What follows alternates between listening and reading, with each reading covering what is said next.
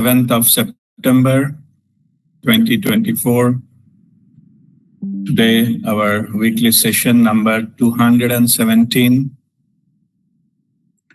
And our topic of discussion today is emotional well-being and emotional intelligence. So we will discuss about that. And we just start with some famous quotation of Lao Tzu, who is a famous philosopher. And so we'll start with that so that we understand the correlation between different things, and then we'll start discussing our own topic today. His famous quote was, "Watch your thoughts, they become words. Watch your words, they become actions. Watch your actions, they become habits. Watch your habits, they become character. Watch your character, it becomes your destiny." This is the quote I have already posted into the group. It's a very famous quote, but it gives the understanding of how from thought to destiny he has described here.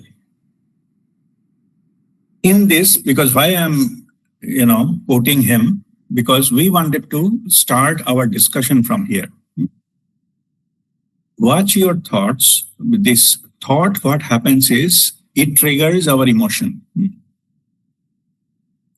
What is emotion? Emotion is our energy in motion. Like the thought triggers our emotion, we got emotional, our energy changes, and then that's how we react to those kind of emotions. Our behavior changes, our action, everything changes when we become emotional. So we know in the common words that is emotion we used frequently in our daily lives. Some people, when they're talking, their voice choked. We said he got emotional. He cannot speak, or started crying, or so we said he or she become emotional. So also there are many other areas we say things like that we need to provide our emotional support to you. So this is uniquely, some support called emotional support, but that is needed. And also said, you have to control your emotions. So you heard many times in our lives, so you have to control your emotions. Like this is something that needs to be managed. If it is uncontrolled, then it will give rise to some kind of reaction which may not be pleasant all the time. So from this background, okay, now let me go back to Lao Tzu's that famous quote. So in between, what was missed is that the thoughts trigger emotions. Yeah? So then that also changes our actions. So in between, I have to insert that part of it as well. And when it also in the later part of the quote, where it is talking about that, watch your action, they become your habits. So habits become your character.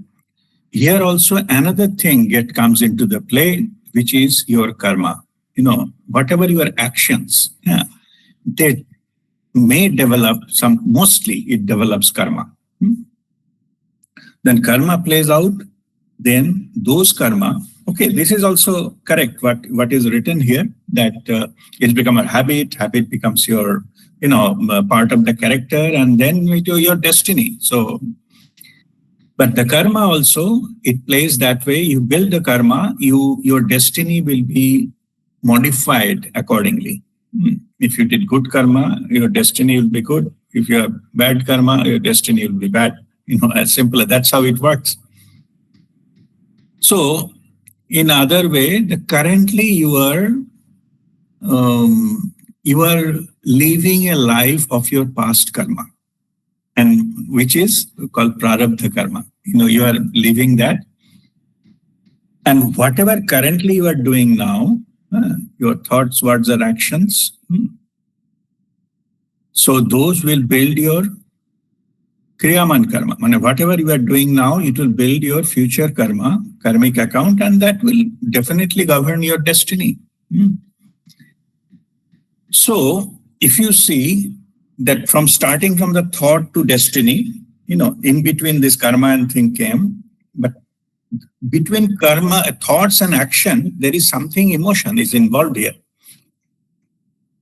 So because if we generate certain kind of amount of thought, if it triggers some emotion, then our action will change. And why I explain all this background, if our action changes, that has got a potential to develop karma, and it has affect our destiny. Outcome will be completely different. So who has the capacity to change that? It is, about that emotion, which, thought become action. In between, it got emotion involved and action changes. So it is very, very important. Yeah. So that wherever this emotional matter is coming, it has to be very much, we need to do that. Emotion has been a topic, a major topic. Emotional well-being, now I'm talking. I just explained what the emotion is, yeah? It is a state of energy. It is emotion, energy in motion. So it is a fluid energy. It is energy in flow. So if it goes towards a negative outcome, then that emotional part is a negative emotion. And if there is a positive income, those are positive emotions. Okay, as simple as that.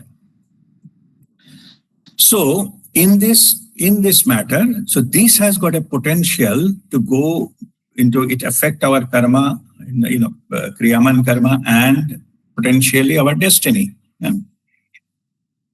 So this part is clear. So now let us come to the emotional well-being, which is a topic of our discussion, the first part, and then we'll talk about emotional intelligence or emotional quotient or EQ. That later. First part is about emotional well-being. So it is an important part of the psychiatry, psychology, psychiatry, that part of the things. In the medically, it has been addressed. Like National Institute of Health, USA, they have defined it like this. Emotional well-being is the ability to successfully handle life's stress and adapt changes at difficult times. So that is their definition. Hence, emotional wellness is ability to successfully handle life's stress and adapt changes at difficult times. That's what it is in the website, National Institute of Health, their website, it is already there. So that is how they define it. Okay, so it is a stressful situation or difficult situation, or how we cope up, how we handle. That is the emotional well-being. So this is it is defined that way. I'm just giving so that what the medical fraternity is talking about it, and that is what I have given here. So next question is that why this emotional well-being is important, like what it can do to us. Emotional means it is like you can say energy in motion. So for just you can, analogy wise, you can treat it like a fire. It is a source of fire. The fire is useful. We need that. There are a lot of things we do cooking. The light can come, all this thing from the fire. And in the cold countries, it has been source of the heat and things like that. But if it is unmanaged, it becomes destructive. Okay? So emotion is also like that. If emotion is under control, it is absolutely, it is fine. Emotion is one of the factor of human being. It comes in the package. As long as a human being, it comes with it. Only thing, the manageability is the issue. Well-being means it is well managed. And if it is emotion is disturbed, that is, it is not managed. Okay. So why it is important? To understand why it is important, that we need to get into the other part of it. So that our function, because we cannot live independently. We are living in a family, we are living in a society, we have to interact with people and things like that. So if in this emotion become a stumbling block during any kind of our communication or interaction with others, or the job we do, or the family we live in, if the emotion, we become emotional and behave erratically, then all these areas of our life will be affected. And as our external life is a reflection of who we are, us, it will reflect back on us, then we will end of it, we will suffer. Okay. In this also, there is a quote of some Richard Rohr. He says that he's studied about the human pain. Yeah? So there is a lot of reason we can become painful. Yeah? Some experiences can be painful. It is not a pleasant and thing like that. It is, we cannot control that external sources to. Some experiences are painful, so maybe we met with an accident or some illness came, or there is a loss in the family, some near and dear one, we lost, that person died, or there is or we ourselves and somebody else has gone suffering in some kind of illness and thing like that. Yeah. Source of pain can be many. It can be physical, it can be mental, it can be situational, it can be relationship wise or anything. Yeah. But the pain, what that I just mentioned about the Richard Rohr, what he has got a very good quotation that I like to quote him. He says, if we do not transform our pain, we will mostly assuredly transmit it. Means most of our pain management is knowingly or unknowingly transmitting it. Okay, let me finish the quote, then I will go into the explanation.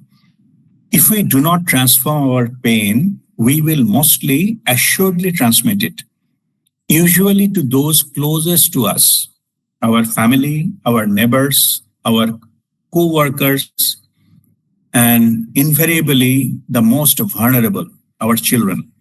That's what his quote is. So knowingly, unknowingly, we will transmit our pain to different who are closest to us, whoever we are interacting with. As I mentioned earlier, we cannot live alone. We have to be, live in the society, or we have to work. We have to be in the family. You have to be some kind of family, bigger family. All these things are there. So that is there, and but as per him, most vulnerable are those dependent on us, which will be first of the line is our children. So if that is our character, that means when we cannot handle any pain, then we affect everybody around us. So it become uncomfortable in the beginning when we started doing that, maybe unknowingly. We don't know that we are doing that. Then it will be not only uncomfortable, that it will behave negatively, talk negatively, think negatively, and things like that. And ultimately, it may lead up to so much that we become toxic. We become source of toxicity. And then repercussions will happen. People will leave us, and we will we'll be thrown out of the job. We'll lose our friends and the family members and all those kind of things. Yeah. And in worst case, we may be, facing the punishment or isolation and things like that. So it all started with not being able to handle our pain. Happiness and all, there is no issues there. If it is emotional, it's positive. If it is not a painful experience, if it is a good experience, there'll be no issues there. Everybody will be fine. We're sharing happiness. But when we knowingly, unknowingly share our pain, that is where the issue is. That's why it is our emotional well-being is important. We need to learn how to manage our pain.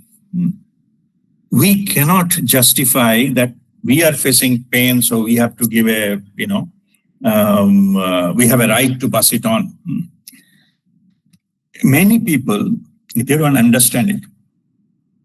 They think that whatever, the people in my family are, it is duty to share it.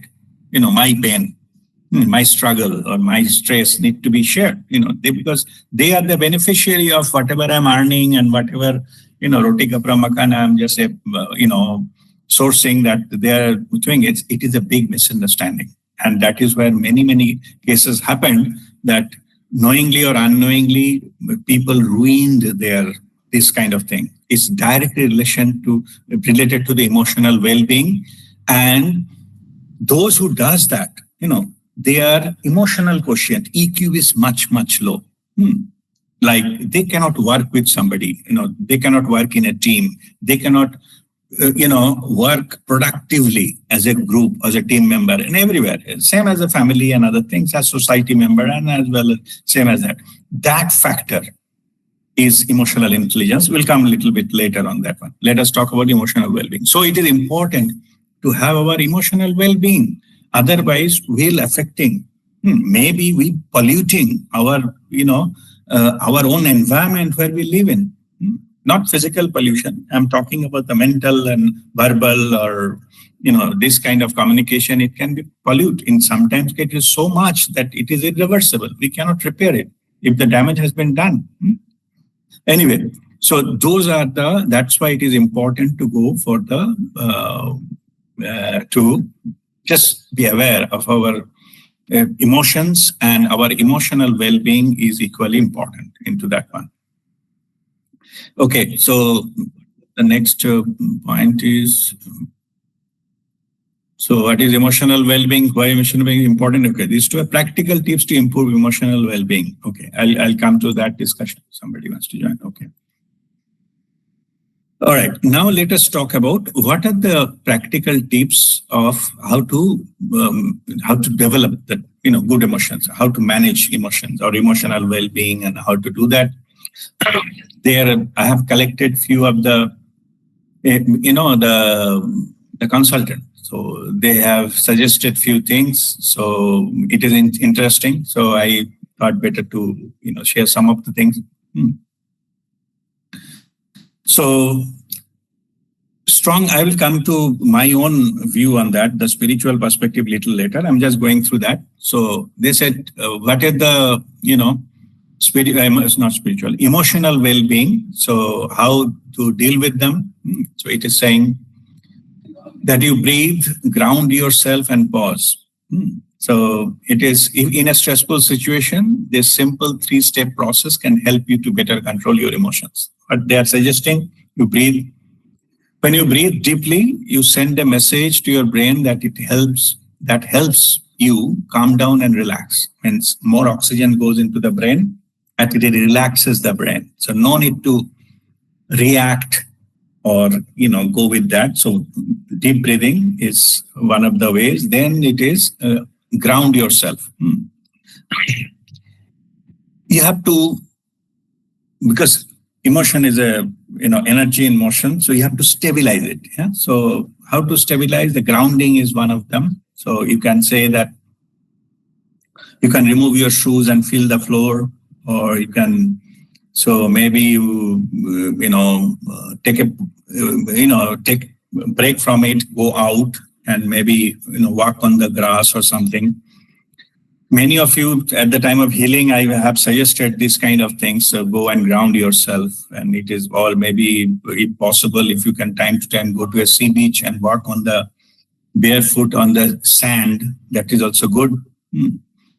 If suppose there is nothing happen, at least if you have any furniture, so take rest on the furniture, on the wood, and which is also a natural, source is natural. If you don't have that opportunity, at least you rest that. That way you can have some kind of grounding. Means The disturbed energy will come to certain level of grounding arrangement.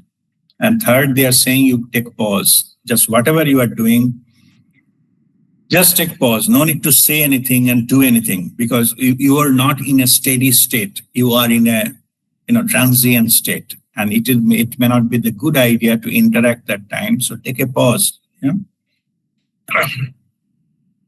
Then it is coming, which is also we suggest that you respond instead of react. This respond to react, it will, even though they are suggesting as a normal advice from the medical advice, don't, whatever is coming, don't just dump it out like outburst.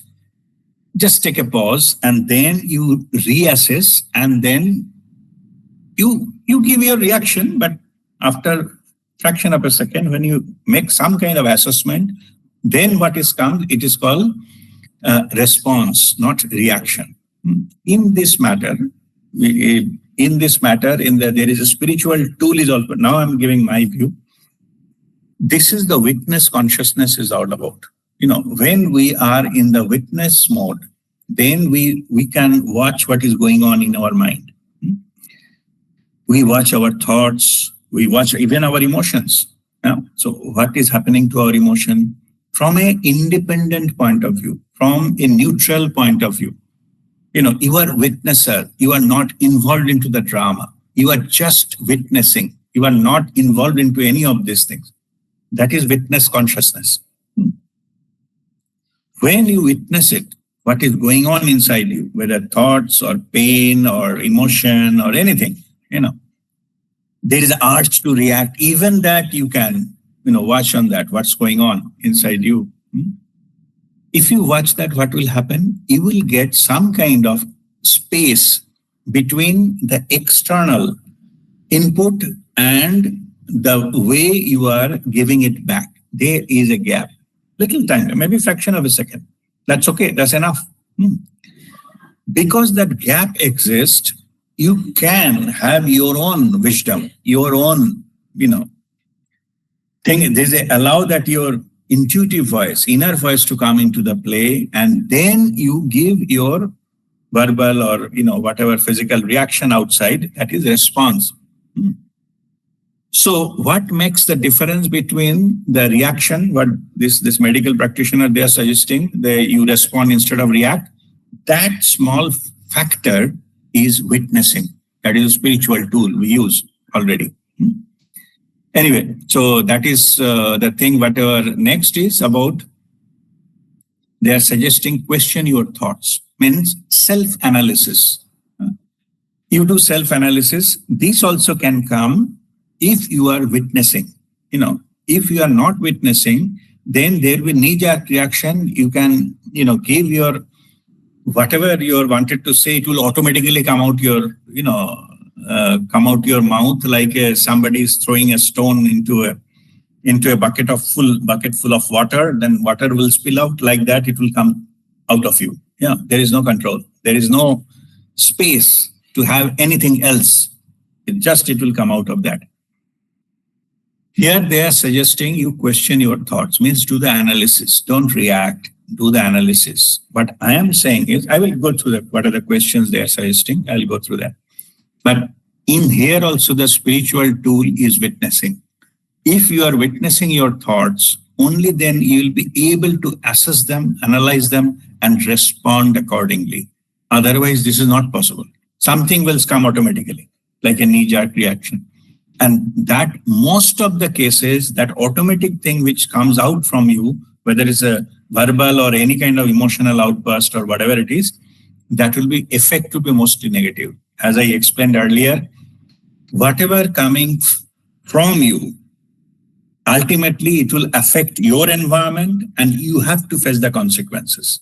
Nobody else. We will face the consequences. So anyway, so this is what they're saying, that you question your thoughts. So interesting is, what are those questions? That's what they're saying. First, you have to ask yourself, is it true? Means whatever you are, suppose you are thinking my life is a disaster. Yeah. Make some assessment, independent assessment. Is it true? life is truly a disaster. Yeah. Or I'm assuming I expected something, it didn't happen, and that's what I feel like this way. So make some independent assessment. Is it true or not? Suppose first answer you come out, it is true. Like your life is in turmoil. Maybe you lost a job or fall sick, which is true. Then they say, ask another question. Is it absolutely true? Go deeper into your mind and question what you think you know. Then what happens is when you go into the deeper, say, then it is absolutely true means over the period of time, it will not change. That is called the absolute truth. Truth is, it will not change over the period of time. It is a steady. It is true before, true now, it will be true tomorrow, okay, or in future. When you go to that absolute truth or not, then you realize it may be a passing phase. It is true at this moment, yes, but it is a passing phase. So the clue will come that if you can hold it or somehow manage it in temporarily, maybe then it will you will get this, it will solve on its own, that period will be over on its own, or things like that. Some clue will come. You can see the tunnel, it's a light at the end of the tunnel. Yeah. Okay, so that's why it is. If the surface level it is still you find, yes, it is true, then go to the further deeper and see whether it is absolutely true. Absolutely true means it will not change over the period of time. Okay. So now then you go to the further question that how do I feel when I think that thought? What is the feeling associated with it? So in that case, you will be saying it can come two ways. It can be positive, negative. Positive, as I said, it is not an issue. It is only the negative thought. It is an issue. So if it is thought is that's negative, so then you ask yourself that is it possible that without this negative thought also I can survive? Means I can get rid of this negative thought. There is a negative thought. Yeah, that's why creating the feeling. And is it possible for me to live without this particular thought? Yeah. So if the answer is yes, and because we don't actually research and find it out, that's why it stays with us. Because the thought is never get challenged. But if you challenge it internally, then you may be getting some kind of thing, some kind of way to overcome that negativity, that negative thought and all those things. And then it can show you some kind of solution. That's what, these are the 4 points they have mentioned, but as I advise, that's what I am just sharing with you. Okay. So this is about the thought, addressing the thought. Then let me come about some practical tips they are giving. This emotional well-being, it is also directly, what they found out in their research, directly related to our lifestyle. Okay. You can say that some people are emotionally well balanced. They don't need, help then and, every now and then to do that. Means their emotion is well managed. And some people, they often need emotional help and things like that, So I'm not judging it. I'm saying whatever, what makes these changes? Like how some people can manage well and some people they don't. So what they found out is, it is directly related to their lifestyle, what they do with their life, normal things. I'm not talking about spirituality. I'm talking about what they suggested, that medical thing, the experts, they're saying. So now they have given few points. Those people who follow these points, what I'm going to say now, okay, in their lifestyle, these points, they are emotional well-beings are much, much stronger. Those who do not follow these type of things, mostly, some of them or all of them, then mostly they fell into the emotional traps. Like unsteady and emotions, the anger and all those things, sadness and all these kind of things, they come into their play. So, okay. So what are those? First, the solution they are saying, move your body, like do some sort of physical activity, exercise, dance, and fold laundry, or go outside, walk, run, visit a park, or do whatever suits you. This, even though you're moving your physical body, but it helps you to attain the emotional well-being. It is interesting, but it is true. That is any kind of body movement. If you can do exercise, physical activity, that's good. It will help you for the emotional being. But those who are emotional being are well managed. It found that they do that. They do regular exercise and they do some kind of regular physical activities. That is first. Move your body. Second, they are saying establish a routine. Like whatever work you do and all, set up a routine. So then, and you should set up routine such a way that it will, create some kind of balance with, you need to go for work, take care of your family and whatever, your own hobbies, etc. But if you bring in a certain schedule, then it will be better. You are better off. Those people who cannot, go into the routine thing, or they cannot stick to any schedule, every day something different is happening in their lives, their emotional well-being are much, much disturbed, like a chaotic type of energy. But if you can somehow, if you can establish a routine, whatever it is, what suits you, it's not that you have to do these things, not necessarily, but whatever is you need to do, that you establish a routine, it works fantastic. Those people who have a regular routine, or they have a habit of developing routine. Like some people, all of us for the work and things like that, we change our job or we go to live into another city and think many times we need to do that. So only after the transition, if we can quickly come back to a certain routine, it may be new routine there. Okay. Suppose earlier I used to stay in Dubai, I have to, drive about 200 kilometers a day. So minimum. So that was my schedule, but now I don't, I need to drive, but that time has shortened. So I need to change my routine accordingly. For work, I need not to get so much of commuting. I need not to do. It may be nearer my house and nearer the thing, so it changes. But I need to develop another routine which suits my current requirement or the things I need to do. So second is establish a routine. Same with your the time you want to go to sleep, time you take your dinner and breakfast or get up time, etc. If you can bring it under a routine, you will be emotionally much, much well balanced. Next is saying connect with others. Okay, so your family members and friends, and you be in touch. Yeah, so this is the connect, people who are able to connect with others.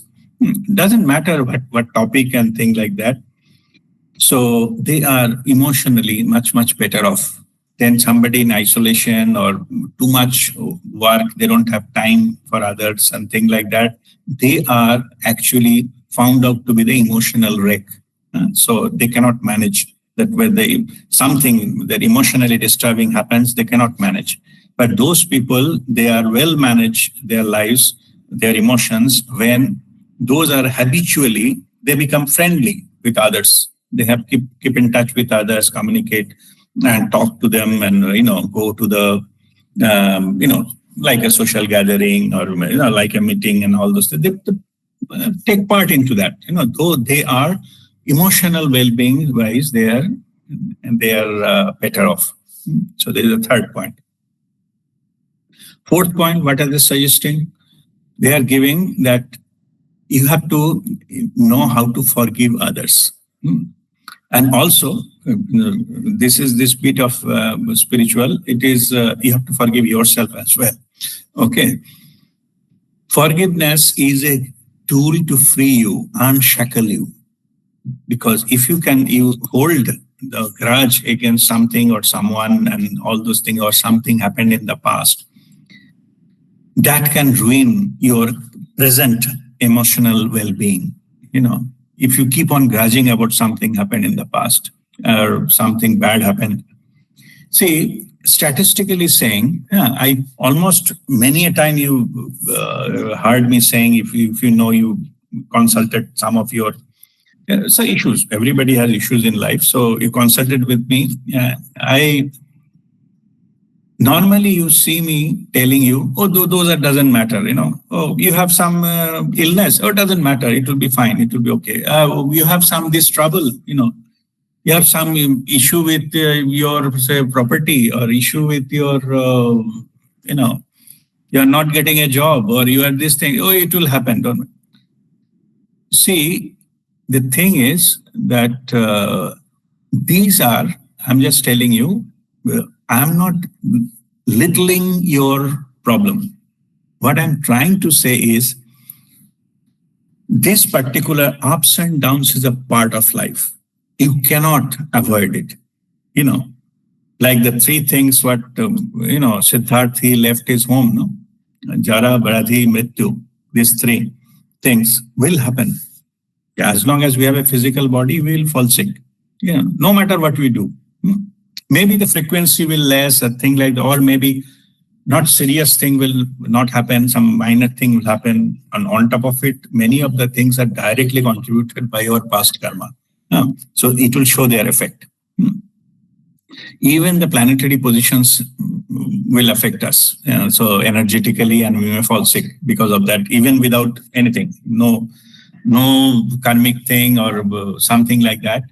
But the thing is, whatever this happens, so we have to accept it as a part of the totality. In the overall things, there will be positive and there will be negatives. Not everything will go as per our whims and fancy, because we don't have a control over everything.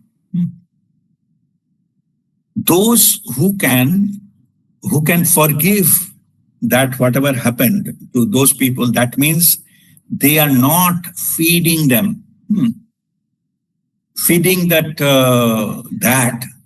so that become the pain is repeated again and again. Okay, when it happened, it is painful experience. But when you repeat in our mind, that is called your suffering. Suffering can be minimized. See, if you fall into some kind of disease, that you cannot avoid it, maybe, you fall in the disease. But what happens is, by the taking excuse of that disease, we fall into the trap of poor me. Why it happened to me? I have not done anything wrong to anyone.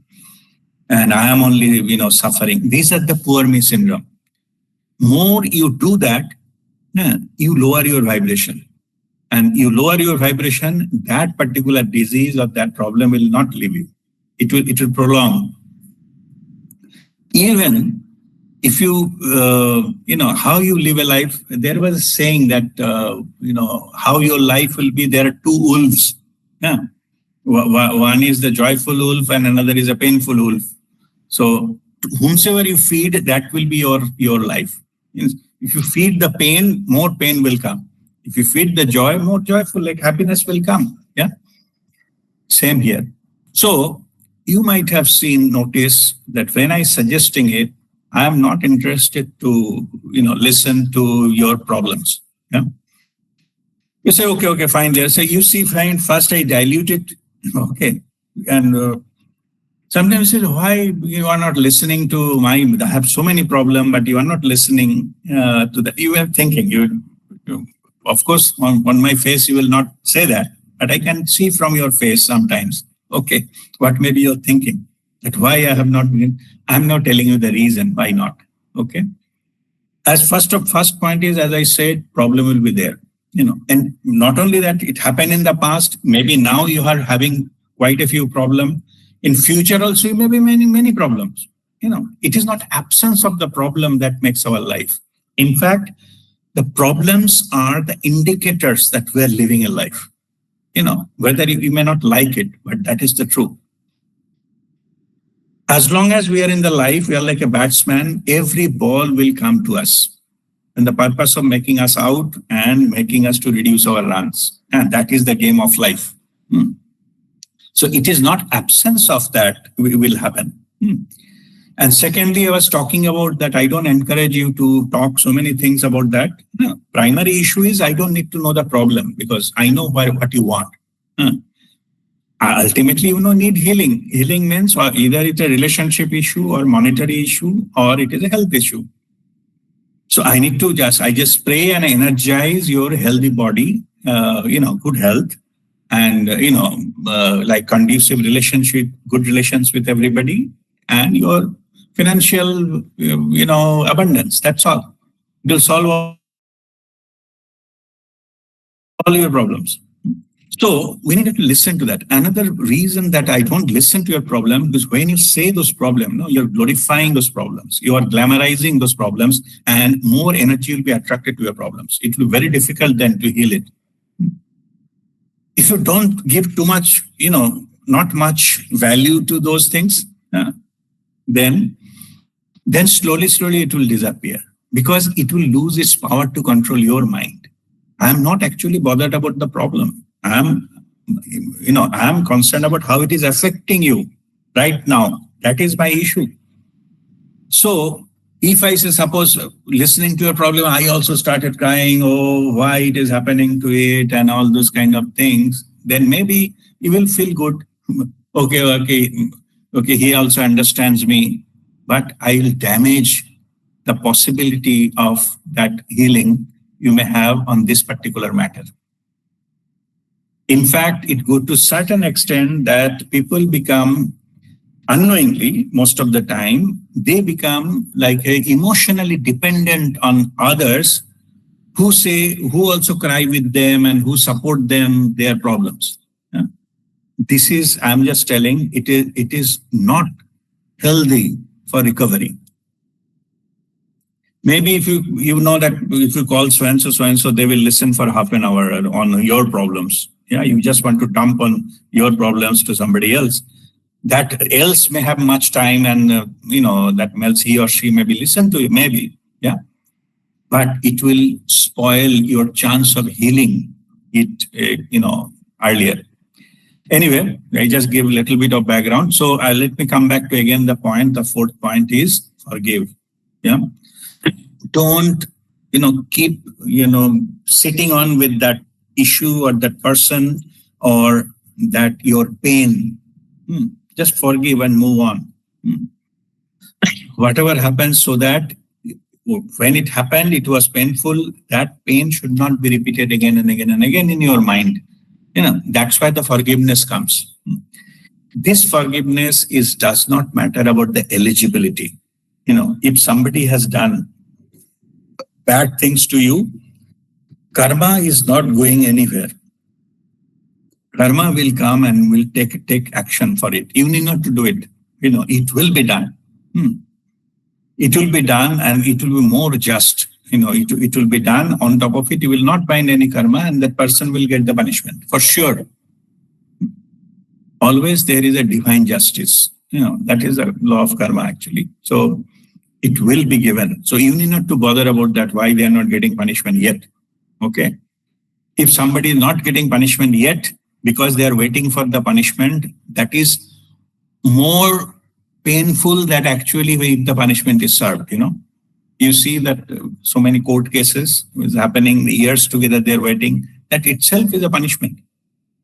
Years together waiting for some decision, justice. That itself, the punishment is good enough. So don't bother if you don't see somebody is getting that punishment then and there. It may not be. So it will be served at the divine timing. So in this, what you do, you have to unshackle yourself, free yourself, forgive, and move on. So that energetically you are not dependent. That will happen for sure. So but you can move on. You can allow the growth and happiness in your life. So forgiveness, it is a contradictory statement, but that is true. Forgiveness allows you to be happy, to grow, to growth and happiness, to more the just, in life. Then stick to that. If anything wrong has been done to you, or even as I said earlier, forgive yourself also. If it has happened through you, you forgive yourself as well. And you can, that is we call make amends. You can make them. There is a process involved so that energetically it is within you. It is troubling you that I have done something wrong, maybe unknowingly. I've done some harm to someone. There is a possible that you can do the amends and fix it, so that in future it doesn't affect you. The moment it affects you, it lowers your vibration. That's all. Maybe nobody knows. People are smart. They say, "Oh, nobody knows." Yes, nobody knows. But what about you? Okay, you can feel that. If you don't feel anything you have done wrong, that is worse. Means not only that, you have to overcome to the senses first.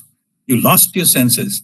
Yeah, you are in a very, very lower in the negative scale. You have to come, at least you sense that, yes, I have done something wrong to that person. And then goes to the power of, that's called, it is a powerful thing to forgive someone, or as I said, including yourself.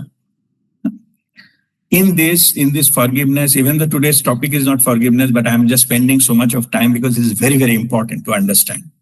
People don't understand why forgiveness is important for our own emotional well-being. That's what I'm going into so much in detail. So anyway, so the forgiveness allows you to unshackle yourselves, emotionally free yourselves, emotionally liberate yourselves, so that you can enjoy life. Okay, so that's why it is. Now, this was number 4. Number 5, what they're saying. I'm reading is from what the medical fraternity of the experts they have recommended. Psychiatrists or psychologists, maybe they recommended. The number 5, very good thing. I like it. Do something for others.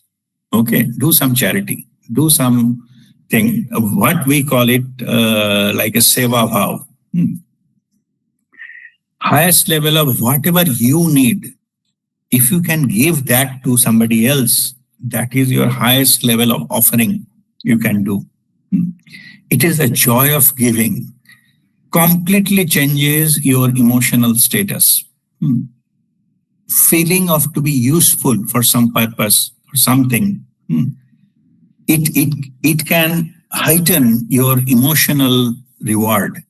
Your emotional well-being will be perfect. Those people, so of these 5 things, those people who practice that into their life, they are much, much their emotional well-being scale is much, much higher. You can do a minor thing. You just leave a seat in the bus for some elderly person, or you have to just offer a little bit of thing, or help someone to carry their grocery bag, or become some volunteer of some kind of some good issues. You volunteer your time, or or you share your knowledge or whatever. Or even sending a thank you note. You just say thank you to someone. Make sure you take time and actually appreciate that you have done so and so things for it. I really appreciate your time and you helped me and all those kind of things. That is also, or maybe they have done something for somebody else, but you are thanking. I know that that person was ill and you have gone there and you've taken care of that person when he was in hospital, and I appreciate that. Thank you that you have helped others. This gesture also, it is coming under do something for others. Those who can do that, the joy of giving, they get, that is the emotional reward. They get it internally. Nobody will come with a Nobel Prize for that, but it is these selfless acts. They have a much, much higher value. Spiritually also, it is called seva bhav. This is a part and parcel of spiritual journey. But now I'm not talking about the spiritual journey. I'm talking about what the medical practitioner they have written. So anyway, so let us conclude that. So how to improve your emotional well-being. If you practice these 5, I just repeat the point. First, you move your body, do some physical activity. Number 2, establish a routine. Number 3, connect with others. Number 4, forgive. yourself and others. Whoever, whatever happened, doesn't matter, no matter what.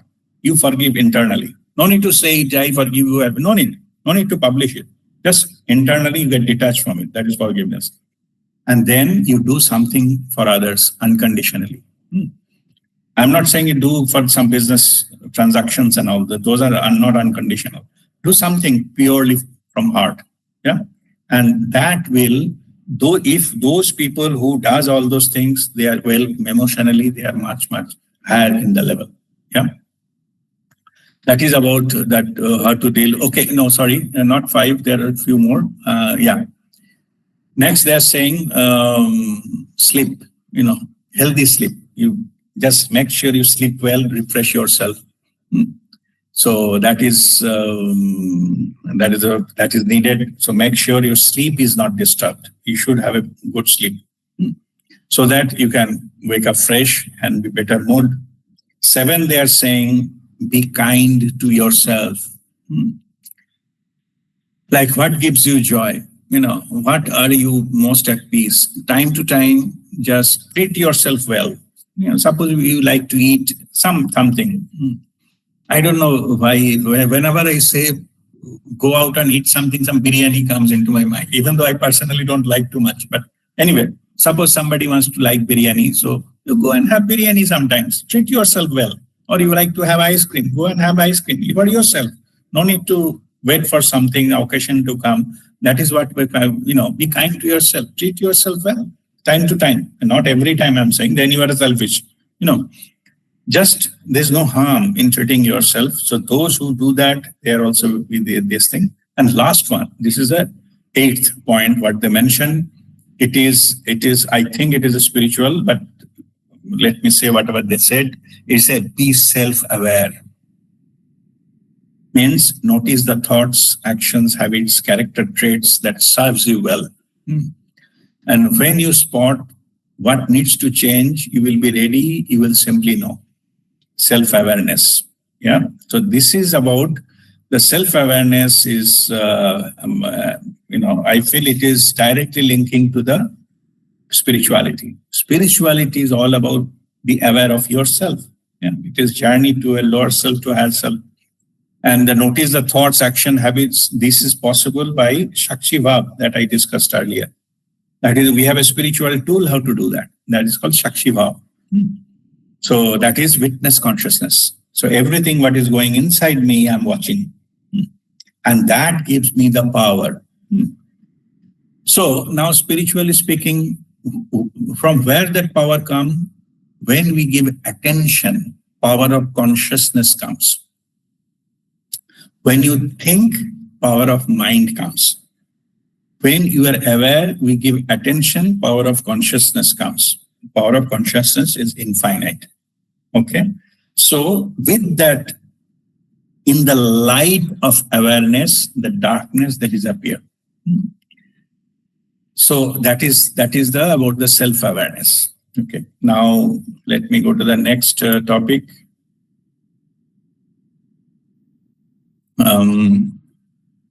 Some say say an emotion. Okay, just a moment. Let me go to the next point. Is mental health and emotional health are the same thing? The answer is no. Okay. People, they sometimes confuse mental health and emotional health is the same thing. It is not the same. I searched something and found out. Let me see if I can get that. Then I can explain you better. I find.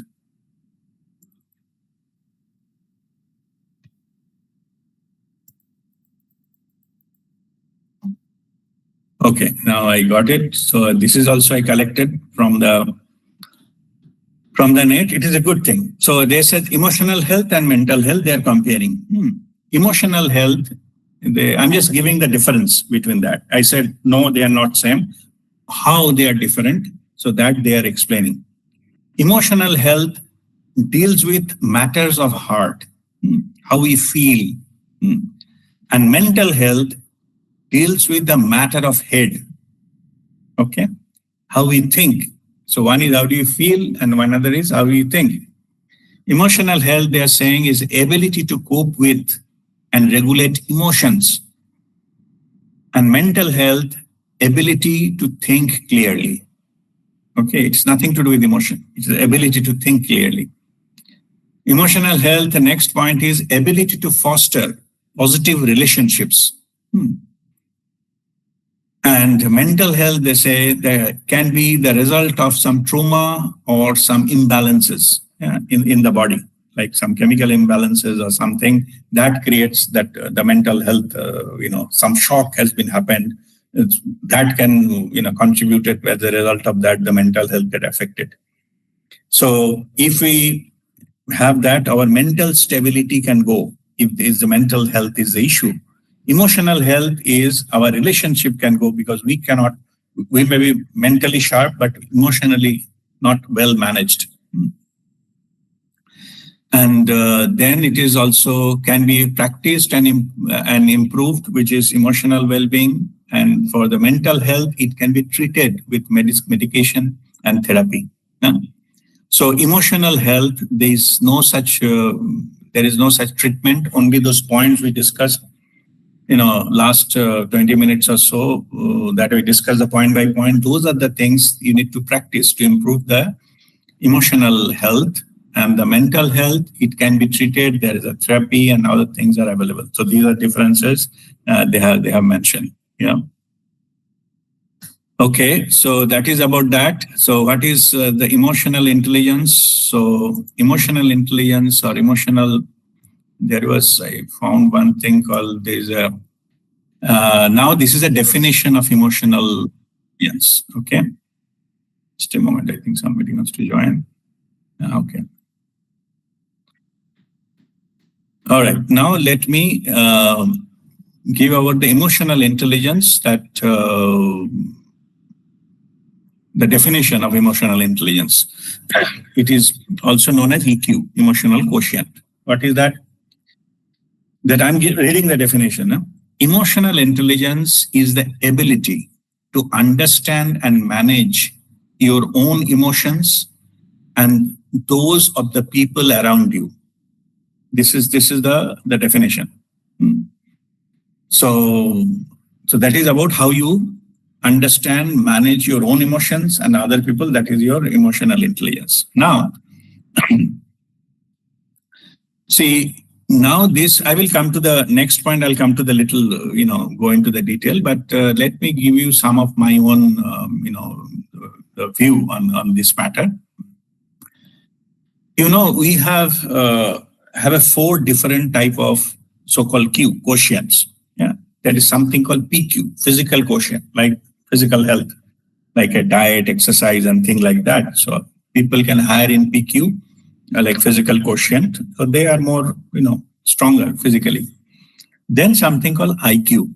IQ is an intelligence quotient. So IQ. So IQ is like our ability to analyze our thoughts, and we can learn something, and that IQ, there are IQ tests are there. It shows how intelligent we are. And there are many cases that it is found that those who are higher in IQ, they perform well in the exams and the jobs, all those things, because their analytical abilities are higher. The logical mind is very, very strong. They can, do something. They become a scientist or very highly educated people. They can crack many exams and competitions and things like that. Their IQ is very high. Next one is called EQ, emotional quotient. Or that emotional quotient is about that your quality, that how you manage your lives, basically. That is and today well-being and all we discussed in detail. So those people who that higher in EQ, they can manage well their lives and their priorities. Particularly they are in full control of their emotions. That is EQ, emotional intelligence. See, and the emotional intelligence, and the last one is SQ, or spiritual quotient. So that is PQ, IQ, EQ, and SQ, spiritual quotient. And many people have developed so many of other questions, but doesn't matter. These are the four main thing.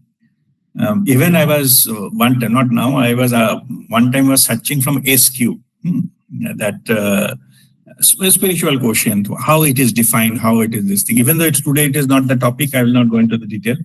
I found the SQ, some places it is like social quotient, like socially how powerful you are, how much, socially active your social circle. On that, they have developed a quotient. Anyway, so it doesn't matter. These are the four things. So now I will talk about PQ. We know it is dependent on the physical body. So and now from spiritual point of view, I'm just giving you your understanding how to define these four Q quotients. That makes a human being, the total package. Yeah. PQ is a physical body, and the spirituality we say is the temple of our soul. So we need to take care of our physical body. We have to get some, make exercises, good food, and then have the sleep, rest, and all those. Maintain your body so that good health doesn't mean absence of disease. Good health means it should be your everything will be joyful. Each cell of your body will be full of prana. Okay, like pranic energy is going high, and that's how the physical body will be. Yeah, that is your healthy body. You may not have a big muscle and six pack, but you can have your PQ may be higher just because your body is energetic.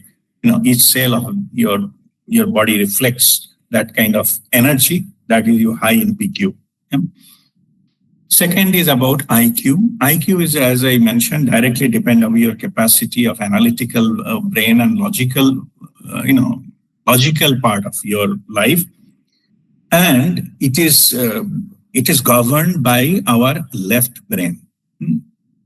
Left brain, it controls our logical mind, logical activities. In fact, logic, it carries out the logic. That's why it is important for some exam or some study. If your left brain is active, you can understand. Suppose you are solving a mathematical problem. Yeah. If your left brain is active, you can get a clue how to solve it very well. So these are the kind of things your left brain intelligence, like many logically understand correlation, cause and effect, or very complex scenario. It can be very easily understood if your intelligence is high. That's why the scientists, they have a very, very high IQ, because they are, they can invent new things, and they can have, develop some kind of formula or develop new things for the humanities scientifically. Those is very high level of, IQ.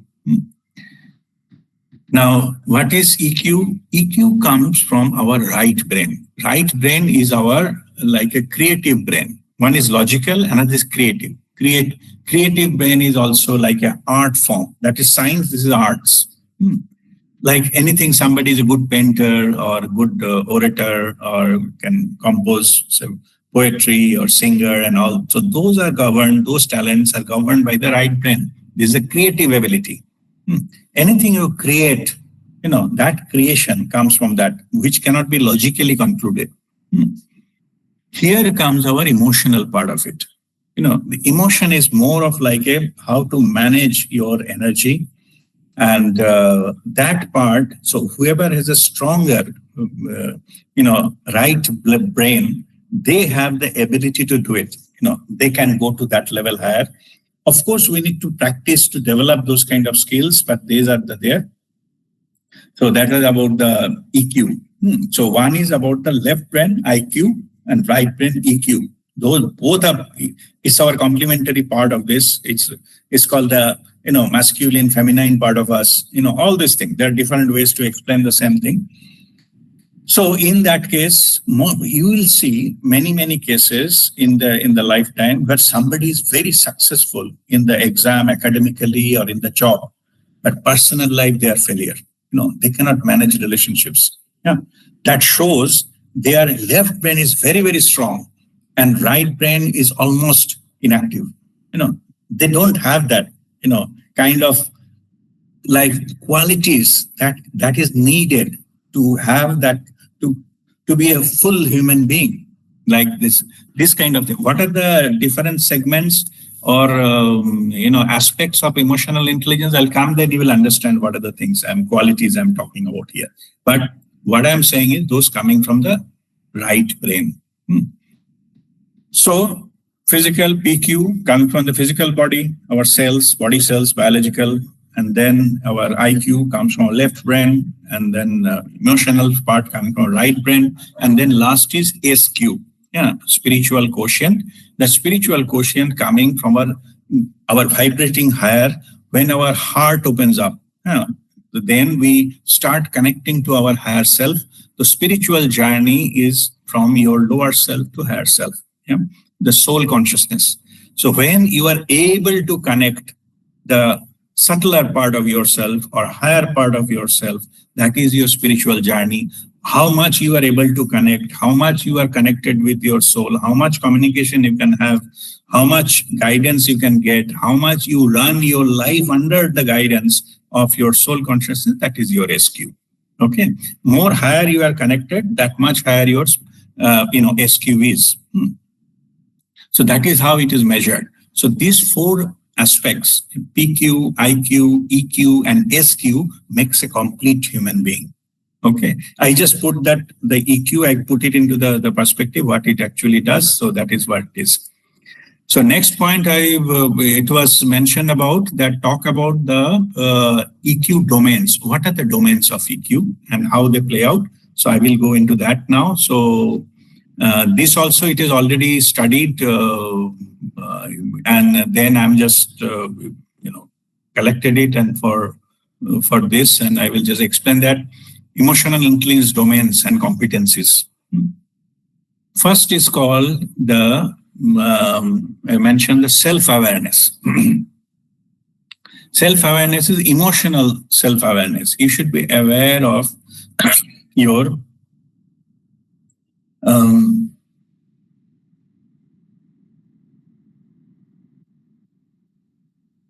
just a moment. So this is okay. Let me the domain. First is self-awareness, then self-regulation or self-management. So self-awareness is know yourself, know thyself.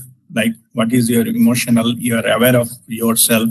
What you likes and dislikes. What triggers your emotion? What doesn't?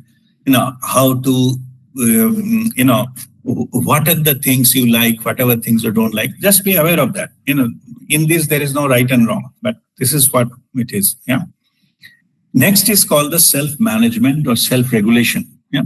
Self-regulation is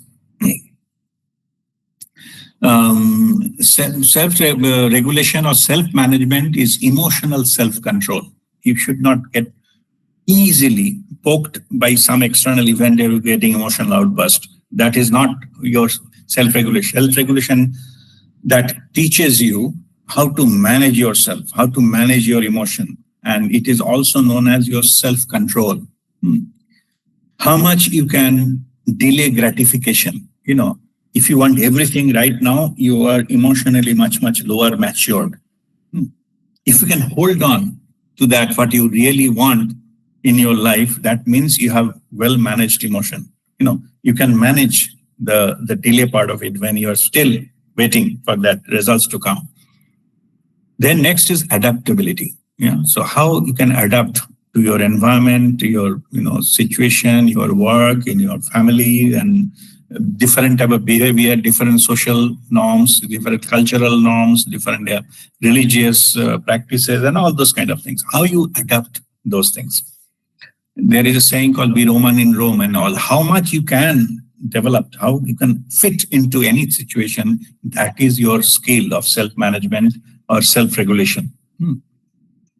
And then achievement orientation. Okay, so you will have, of course, you will have, looking towards the positive thing, like looking towards better than what you are right now. Looking towards betterment, and your orient towards the positive outlook or achievement. These two things, like achievement orientation and positive outlook, this is part of the self-management. This is what I am discussing is the second topic, the self-regulation. Next is called the like a motivation, how you should be self-motivated. You should have the ability to develop something on your own from within. You can self-motivate. Two way it can motivate. Motivating to achieve something here, just we talk about achievement orientation, or also you have to have motivate how to drop the negative things quickly. That is also part of your motivation. How you can drop, which is not working anymore, or any negative emotions, or maybe something external event happened like a grief or something. How your resilience, all those comes under that. How you can motivate yourself. Yeah. Then it comes your empathy. Empathy comes under your social abilities. So social abilities, like it is your empathy, and social skills like leadership skill and other things comes in the part of it. Empathy, and there is a difference between empathy and sympathy. Sympathy means that I join in somebody's pain and I cry with that person. That I told earlier that normally we don't do that. I don't give it. I come in the bad times. I'll come and cry with you. That is sympathy. Means I feel your pain and cry and all. That is the sympathy. But empathy is coming from our emotional intelligence. Empathy means I can understand your pain. But I am not, going to sit down and cry with you. Rather, I will give you my helping hand to you. So that means you need help. That help will come from me. Help will come in the form of empathy. Just not by sitting and crying with you or blaming the same, somebody caused you damage. I will go and started abusing, that I am having sympathy towards you.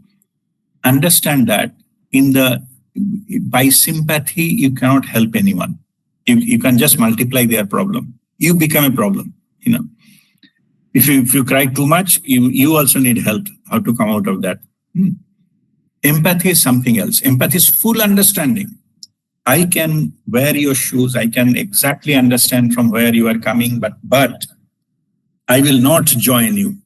I will try to help you. I can support you and help you to come out of that. No, that is empathy. Yeah.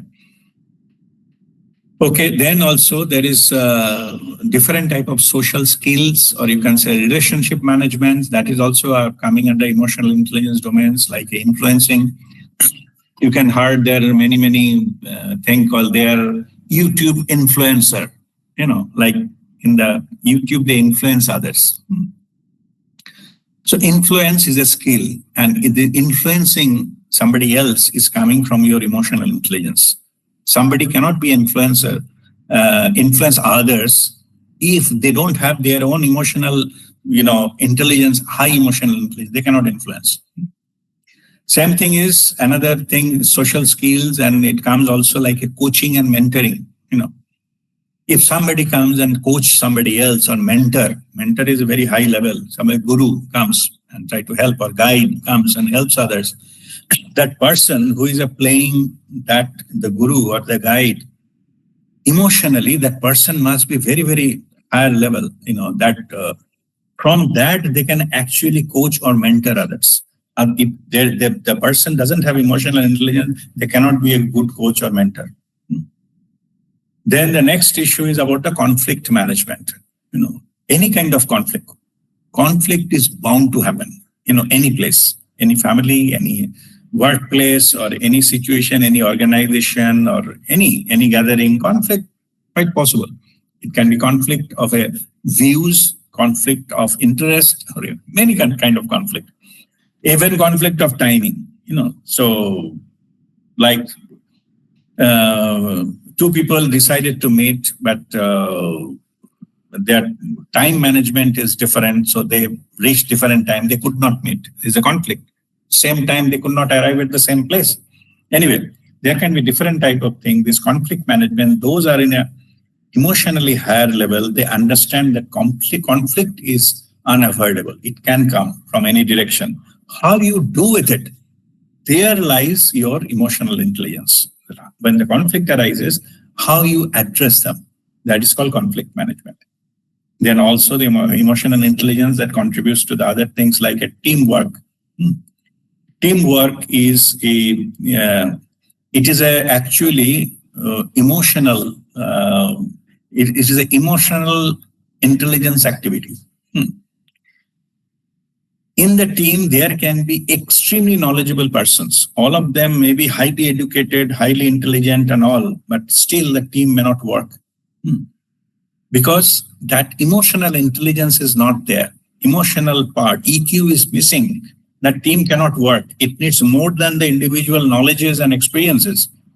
To make it work is, as a team, it involves the emotional intelligence of its members. How they deal with it. There is ego involved and all other things are involved. To work as a team and contribute positively as a team, there is an emotional intelligence, and that people need to learn how to be good, even as a good team member. And of course, as the team works, there is also called the leadership. There are different types of leadership. This higher in the emotional intelligence the person is having, their leadership quality changes. Higher in the leadership quality, they can get higher results or bigger results. Higher the leader, emotionally, their intelligence is high, they can have that kind of impact, and they can the result will be that much big into that level. So lowermost leadership is like a bossism and all those things, carrot and stick, and the higher level is a motivational and exemplary, and become so high that become a role model for others.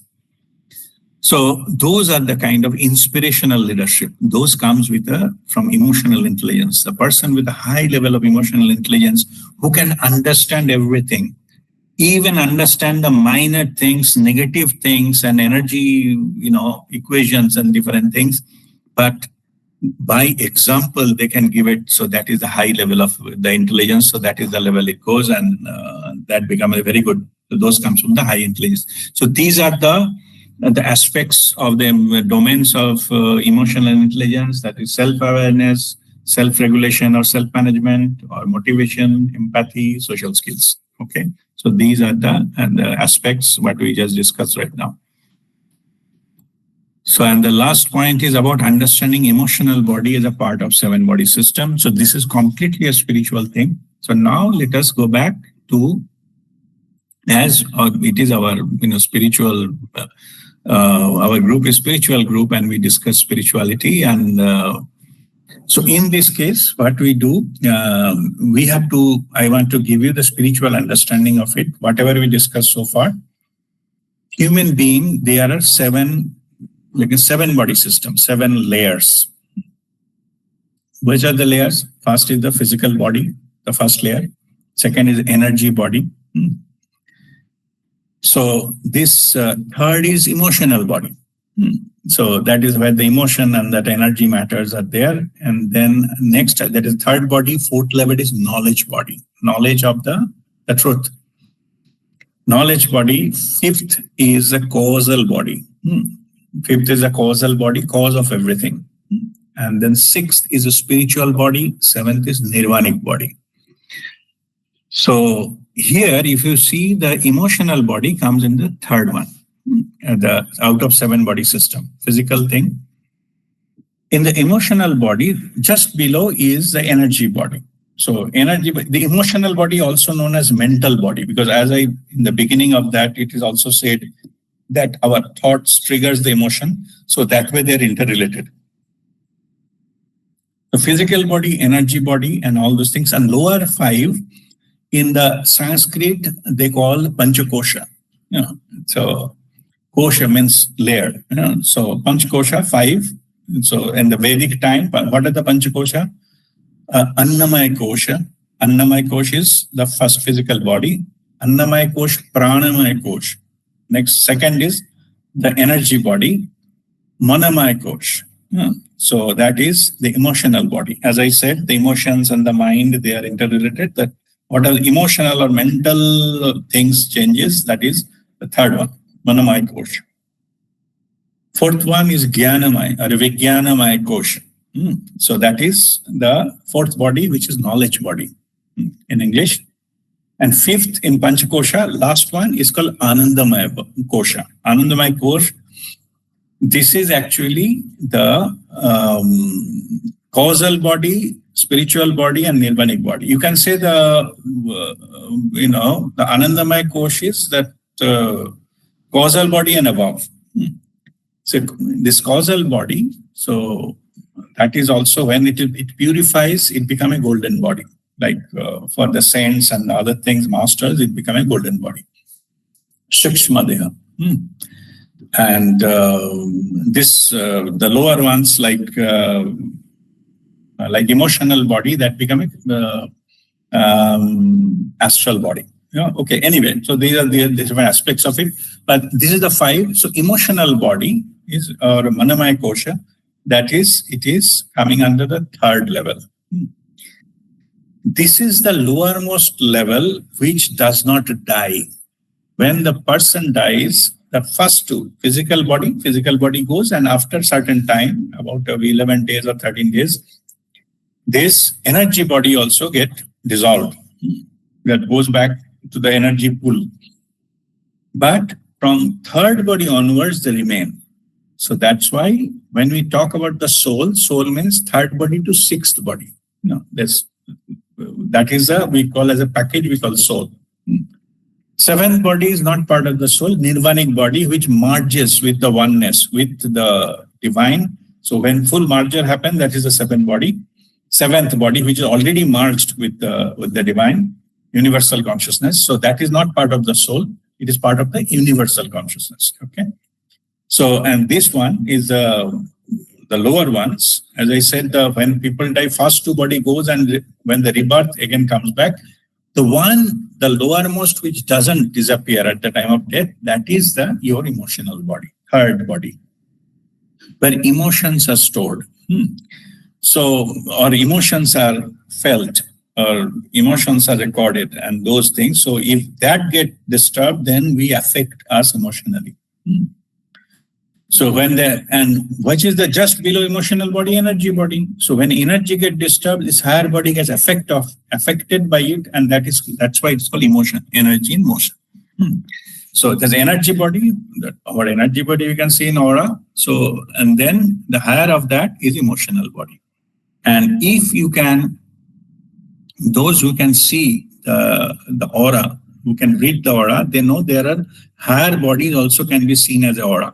First one, which is a white color one, these things that is your energy body, which is about 2 inches thick. It goes little, thicker if that person is strong spiritually and things like that. Otherwise, at least 1 inch everybody is having. So, but when it goes up to 2 inch or 3 inch, that more powerful they are, spiritually. Beyond that, there is another level where you see little tinge. There's a colored aura, after the white one. That is emotional body, which the masters can see it in the naked eye. What happens is, currently, whatever your thoughts are, what is going on in your mind, how much you are affected emotionally, depend on that, that chakra become active. Like somebody become, extremely fearful. They're fearing death. Like major harm will happen. They go into survival mode. That is red color. Or extremely angry. Okay, then it becomes red. Red means the lowermost chakra. Then if somebody has got, lust and desire and, too much of into it, then it come to the orange color, Swadhisthana chakra. And those color has been affected into the second layer of the aura, emotional body. Because emotion, when they affected by the emotion, that chakra become active. Somebody is very, very much ambitious, whatever they're doing, maybe from some political gain, or that is driving force, or they've been very ambitious to be in the certain position in the company and all those things, mostly will see they are operating yellow aura. Yellow is the third one, Manipura. So the emotional body, the second aura will have a yellowish tinge into that. So like that, if somebody love is green and say, throat is the blue and the violet and or deep blue, and then it is violet and then become white. So Vibgyor, all these things will happen. People who are operating from the higher level of chakra, those colors are changed accordingly. Means somebody is operating from pure love, they are in service, in devotion and things like that, you will see the greenish tinge into that. So the emotional body is green in tinge. If it goes to the blue, dark blue and violet, means they are in operating a very, very higher level. They connected to the divine, if it is a violet. And all this aura, if that also get a clean, then it becomes, that means their emotional bodies are fully under control. They are in equanimity, means they are not getting affected by the emotions. I mentioned many times, all the spiritual masters, they quieten their mind, quieten their emotion. So mental, no thought, mental bodies and the mind is under control. Okay, and then emotions is under control, no emotions. They don't get affected by any emotion, fully under control. So in that case, so as no chakra is, they are currently operating, they become white again. And then there is a higher one, it gets, when Anandamaya Kosha is completely lit up, when the light, the darkness, patches of darkness comes and lit up, when that happens, it becomes a golden aura, the highest level, a big aura, golden. Like many high level of spiritual master, they can see that it started with the white, then become huge golden aura. Okay, that means they're fully lit up. There is no spot there. So they are fully lit up. Anyway, so as per today's topic, that is what the emotional body is a third one, which is affected by our emotion is reflected into that emotional body. So more, disturbed or more the kind of negative emotions then go toward the red, and if you're going purity towards the blue and violet, and that way, and finally become white. That is a kind of movement. It happens based on the current emotion we are having. If you have no emotions at all, fully under control, it becomes white. Means emotion is completely under check. Then it is that kind of becomes white. All right. So with this, we'll conclude this learning session. So if you have any question, you are welcome to ask me.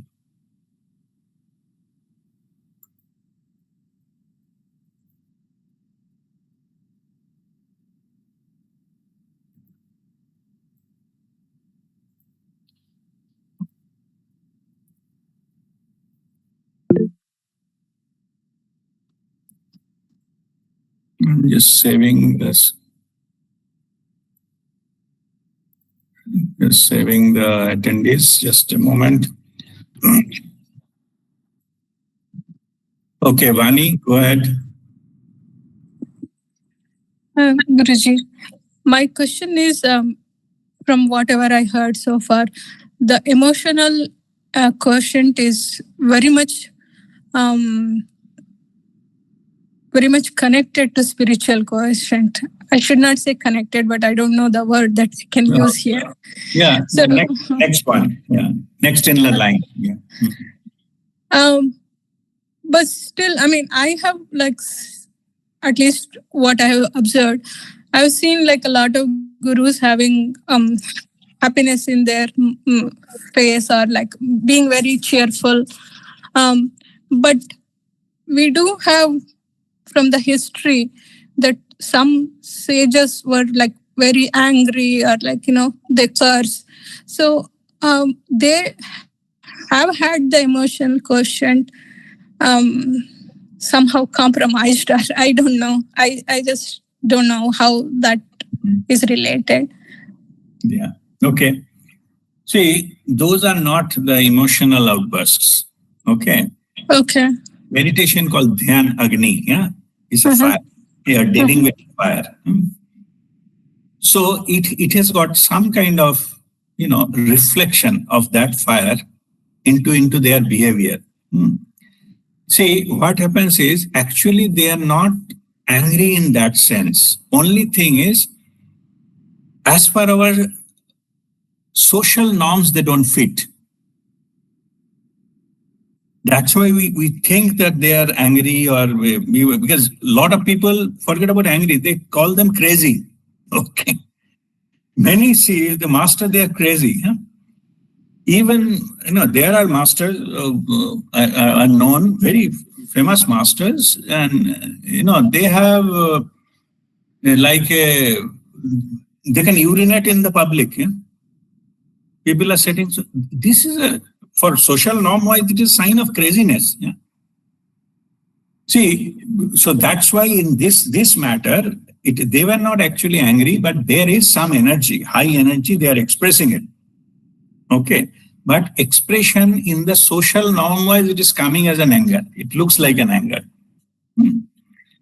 But it is also true, if they have to play a role of vinashaya cha duskritam, they need to take that power and then use that to destroy that particular adharma.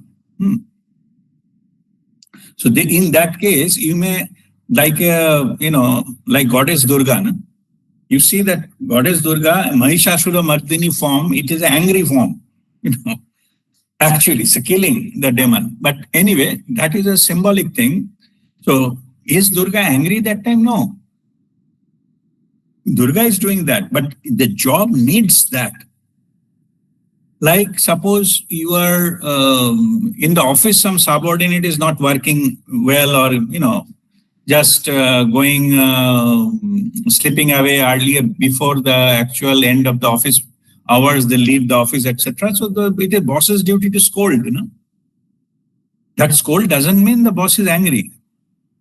It is duty to give that particular thing, to give scolding or thing like that, or whatever it is there, it will be there. But saying so, I'm not saying all the cases happened, whatever you learn, I don't know which one.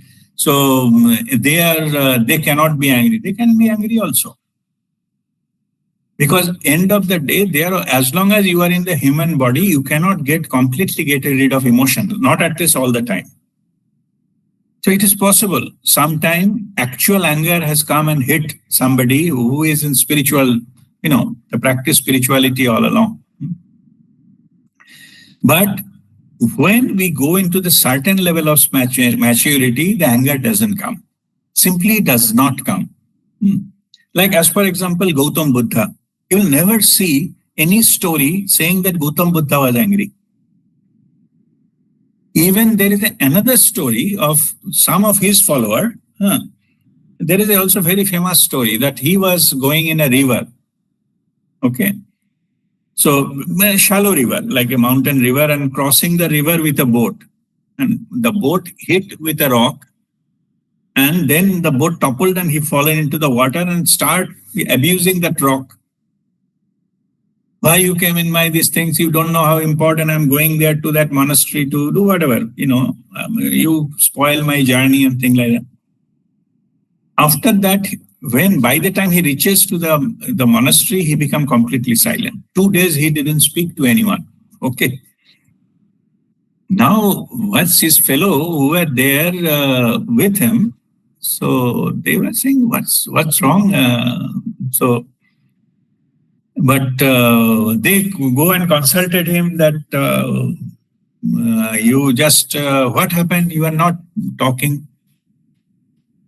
So are you still angry with that rock? They asked. He says, no, I'm not angry with the rock. On the way back, I realized that the rock is just an external instrument to bring out whatever I already have inside.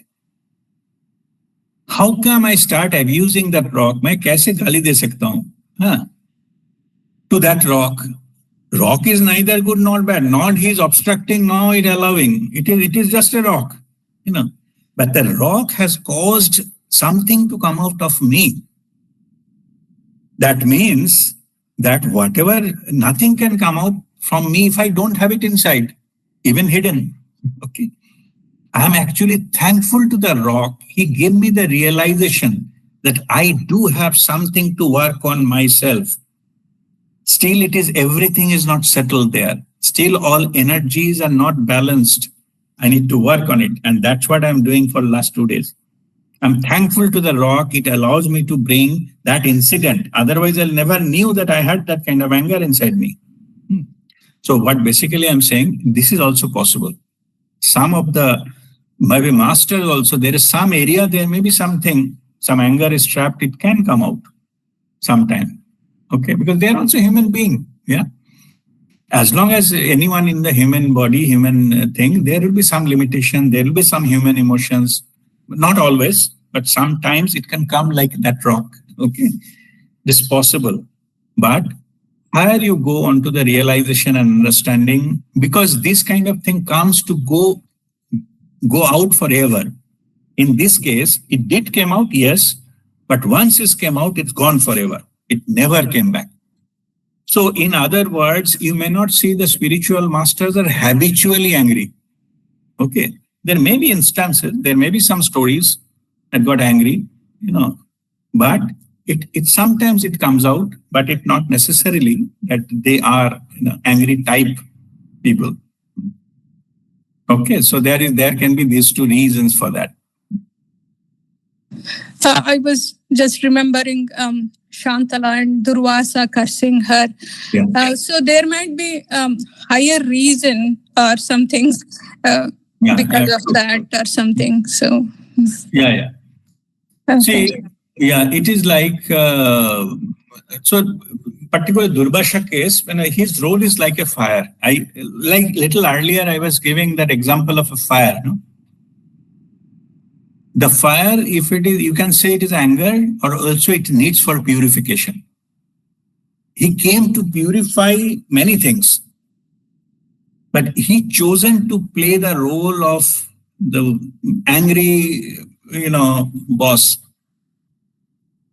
So that, because this is angry boss, so that the subordinate can become, come into the line, they become more disciplined and all. At least that they brought the changes into the others, right? So that is, he sacrificed his own thing just to make sure the others are going to get into that. I'm not justifying his anger. What I'm saying is, there is a possibility that this is a type of character he chosen for some kind of higher causes. Because you need to, let me give you some higher understanding of that. So higher understanding is if something is at stake, you can always forego the lower one to achieve the higher one. And in this case, even Mahabharata is the same story. Lord Krishna broken the law many times into that same word. All the Duryodhana and he says hit below the the waist area which is banned. He promised that I will not hold any weapon in my hand. That was the first condition. No? Arjuna, he gave, say, I will not touch. You can have only me or 10 crore army, something like that. Das Akshoyini Sena. Anyway, he says, I will not touch any weapon. But one point of time when the, Bhishma came, he brought his Sudarshan Chakra. He broken his rule, right? So there are cases where the lower level of law can be broken to meet the higher level, like a dharma. Okay, it is possible. And there comes the mastery. It's not a black and white rule.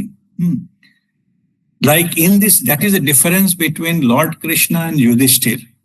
Yudhishthir stuck by the law and he lost his wife.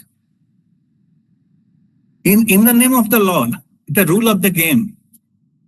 But that point of time, his duty as a husband should have been higher than the rule of the game. Yes, he will break the rule of the game. Yes, he will break the promise. But he could have been bring that one out, and that's what has been there. So there is quite possible that time to time you have to bring that one to establish something higher level. Lower level can forego that. Okay, so this is also another. And I give example. Suppose in my one of my family member is suppose fallen and I need to take to hospital, and I saw the red light in the middle of the night, red light on the traffic signal. I will break the traffic signal and take to the hospital, because bringing my family member to the hospital get priority over following my traffic rules and laws. Okay, maybe I'll pay fine later on, but that moment it is my duty to bring as fast as possible. Did I break the traffic law? Yes. Now, am I came down for the righteousness? No, because it is not a normal circumstances. There he applies the mastery, the judgment of which law will forego which one. This is the mastery. That's what I give an example of Yudhishthir and Krishna. Yudhishthir did opposite. Okay, he followed the rule, but the lower one he followed. And the higher one, in Lord Krishna, he got the higher one, get a precedence, dharma to get precedence over all these man-made laws. Okay, anyway, so this is that. I hope the logic is clear, right? Yes, Guruji, thank you so much. Okay. God bless you. Thank you. Okay, Chaitali, go ahead. Yeah, Pranam Guruji. First of all, I want to thank you for today's fantastic Pranam, session. Chaitali, go ahead. Yesterday, I was having some questions in my mind, and today I got those answers from you. It's wonder. My question to you is that in middle of a situation, how can I go to what should I say, to a witness mode to handle the situation properly emotionally? How can I, in middle of a situation?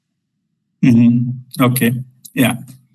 See, you go with the fundamental. You cannot control the situation, but you can control yourself only. Right? When this happens, first you say, I need to control myself first. I should not react. Okay, I have to, at least I have mine. I don't have control of external or somebody else, what is there saying, what they're doing and what wrong they have done. I don't have any control. I have control on myself. So only what your duty is, don't be the fast responder. That is a reaction, first one. Stop that, whatever it is. No matter how much right you are. Okay, stop that. Give it a pause. No, hell will break loose if you don't react at that particular time, because later on you may regret that. Take a pause, take a breath. Three things they have suggested, no? Ground yourself, take a pause, breathe. Three things they suggested. I'm the psychiatrist, right? Do that. That in the meantime, you will know something from inside will come, knowingness, we call it, intuitive, signal. It will guide you how to handle that situation. And most of the time that particular thing you will find, maybe you ultimately decide not to say anything. That's fine. Just leave it there. Rather than spoiling it further and regretting it later, it is better to keep quiet, to let go. So this is also but these things will come inner voice. It depends upon the case-to-case basis. So it can be different type of situations. While answering Vani's question also I explained, there is no straightforward thing. We have intelligence, we have emotion, we have a spiritual ability, connection with the higher self. All three should be into the play to lead to the right response of that. And right response sometimes maybe just keep quiet. Or most of the cases, most dangerous weapon what Lord Krishna used to use, little smile, no? one side little, means I'm understanding everything, knowing everything, but I choose not to react. Okay. Many cases that itself is good enough. Okay. All right. So anyway, but it is give a pause. First thing you do it, you do this. But now let me in one long-term solution. How I deal it, I surrender it to Babaji. I said, it is yours. You are experiencing through me this problem. You are facing it. You know how to deal with it. I don't come in between. It's you. So basically, I don't take ownership of the problem. So it doesn't belong to my problem. When it doesn't belong to my problem, I need not to take any action on that one. Whatever Babaji will set, it is decided, it will be his. Yeah. That way I relieve myself. I get liberate myself from problems. But if it has to be taken, something action to be taken, it will automatically, I'll be guided and I will take that action. That is also there. Yeah. Okay. Thank you, Guruji. Okay. God bless you. And Chaitali, just let me comment something else from the last week. Also, you are questioning, no? Your questions we read, no? That was the session. Yes. Yeah. From last week's aura to this week's aura is Helen difference. Your aura. Okay. Oh, yeah. Thank you, Guruji. Thank Huge you so much. Huge improvement. Thank you so much. All right. Okay. Thank you. Next is Hariom. Then I think Soma and Dipanita will come to you one by one. Pranam, Go Guruji. ahead. Pranam. Guruji, at what stage this emotional body gets destroyed? At what stage emotional body get destroyed? Yes. Emotional body cannot be destroyed. It can be merged. It can be merged. What stage, Guruji? Yeah, no, it's stage when you're in the soul's journey. Okay. Well, it merges with the higher one. Like all merges into Anandamaya Kosha. Right. With experience, all merges into this, into Anandamaya Kosha. So it doesn't separately exist. Okay. It merges. Okay, merges and unifies with the consciousness. So that happens at the very high spiritual level. Yeah. Okay. But as long as we come back on the physical body, etc., it's there because there is a usefulness of that. Okay. Because what I learned from some place was that soul, you keep on moving up, move from the astral world to the mental world or to the higher worlds. Once the soul leaves the body, and you keep moving up, and then finally you may decide to come back or something. No, at a certain level, when there is what I'm talking is when the life and death is completely over. Okay. Karmic part as well as dharmic parts are over. Then the emotional body has no need. Okay, then the merges back into the higher ones. Right, cool. So the third merges with the fourth and above. Then one point of time, all fourth merges with the fifth and above. Then fifth merges to sixth and above. And finally, when sixth merges to seventh, that is your moksha. That's what the Babaji will supervise that. Yeah. So till such time we are reincarnating, our emotional body exists. Yes, that's correct. Okay. But when no further incarnation is needed or planned or there is no intention of that, then those process chart, that exit process chart starts. And the part of exit process is coiling back all the lower ones and finally merges back to the nirvanic body. Right, Guru. Thank you so much. Okay. Bless you. Okay. Next, I think, just let me see who was, Shoma, go ahead. Yes. Madam Rajdeep, I have just one clarification. I'm under the impression that higher the IQ, the person has higher EQ and spiritual quotient also. Is it true? No. That is complete misunderstanding. Okay. Means it is quite possible someone doesn't have any IQ. I mean, not any, low IQ, but they are high in EQ and high in SQ. Okay. Means, let me put it in this way. Suppose in the tribal society, there is no such formal education and things like that, right? Everything based on the feeling and learning from the nature. They can be very, very wise. Their emotional quotient, they can manage their society well without any formal education or any education as such. And they are spiritually maybe connected because they are connected with the nature. Spiritually maybe having very high level connection and they have very low IQ. That's all fine. Many masters, their logical IQ was quite low. Okay. Okay, there are many cases, and that's why they call crazy and other things, yeah. But because they don't have any formal education and all those kind of stuff, but they are the spiritual masters. So they are not directly linked. In fact, sometimes what happens, I'm not talking master now, I'm talking common people. If somebody is very strong in IQ, the possibility of developing higher EQ and SQ become very difficult. That become a block. Most of the places, the people do not progress into their spiritual path because they are too logical. Logic is a instrument of mind. Unless until mind is quietened, the spiritual faculties will not open up. The heart will not open up. Love and above frequency.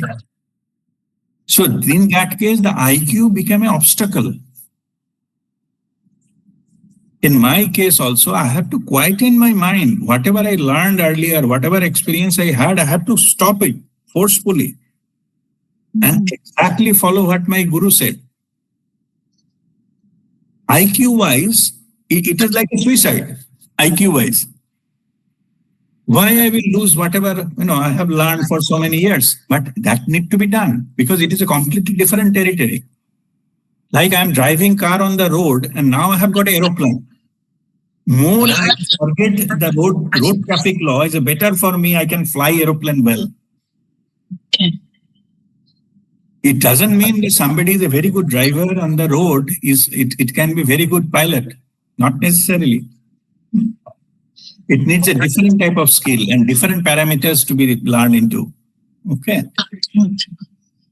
Okay. Like general awareness and this has nothing. No, nothing. Okay. Nothing.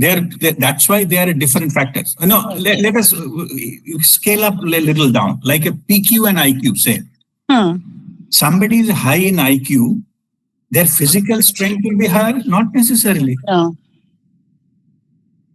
Maybe somebody is a very, hatta and very big and very good and they can run, say, 15 kilometers and, bodybuilder. Not necessarily they are very good in IQ.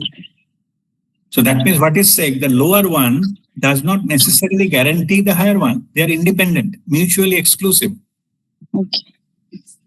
Okay. Thank you. Okay. God bless you. Dipanita, go ahead with your question. Yeah, Pranam Rajiv uncle. My question is, as you are progressing through the spiritual path, the emotional body is still there. Does it happen that your experience or feeling of emotion is there, but your reaction no longer, the reaction stops, or does it happen at some point that you no longer feel the emotion? Very good question. Wonderful. See, emotions are all there. You are not losing anything. Okay, I'm just giving you understanding part of it. You simply have the full understanding and control over it. Earlier, it was the unmanageability was the issue. When you go to the higher in the spiritual level, you will have the power to have the full manageability of your emotions, but not in absence. You don't get numb. In fact, you get more aware. how I explain it, suppose you have somebody has a 2-story building, ground floor and the first floor. Oh, in American system, floor 1 and floor 2. Okay. Only have 2. Now, whoever having they can only live either in floor 1 or floor 2. They cannot have any idea how to live at third, floor 3, floor, 4 and so on. No, they don't have.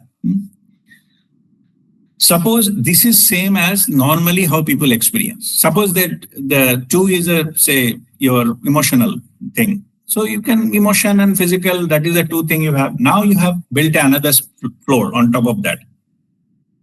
So then you have a choice of all 3. You can live at floor 1, floor 2 or floor 3 because you have that. In the spiritual equivalencies, you have up to 7th level floor, say. 1st, 2nd, 3rd, 4th, 5th, 6th, 7th. If you have a 7th, you have a choice whether you can operate or your bedroom at the 7th floor or not. You can stay there, you can stay at 5th, if you up to your wish. Going to 7 does not mean that you are losing 2nd. It's still there, fully in place. You have a choice to come down at any time you wish. Same as the spirituality. They're not losing anything. They're building up on top of it at their own will and choice. They can come and live anywhere they like. It's more choices. It's clear? Okay? All right. Okay. God bless you. Okay, Monali. Thank you, Guruji. Today's topic, some recent past, I messaged you something. I mean, today's topic has given me so much clarification. I'm so much grateful to you, Guruji. Thank you very much. I just wanted to ask another thing. If I am having unnecessary thoughts for which I don't have any control, then I can understand that I don't have control, but still I'm having this kind of thoughts. So, and I'm also thinking that am I not being faithful or I'm not surrendering to Babaji or something like that. So, does that mean that my emotional quotient has come down or it will continue being low? What it is like that? No, see, emotional EQ is understanding that we cannot be on the top of our performance all the time. Even our thoughts cannot be no thought all the time. This is emotional intelligence. You accept what you are. That is emotional intelligence. Whether you do have a thought, don't have any thought, that doesn't matter. That's a different issue. Okay. Emotional intelligence, accepting who you are.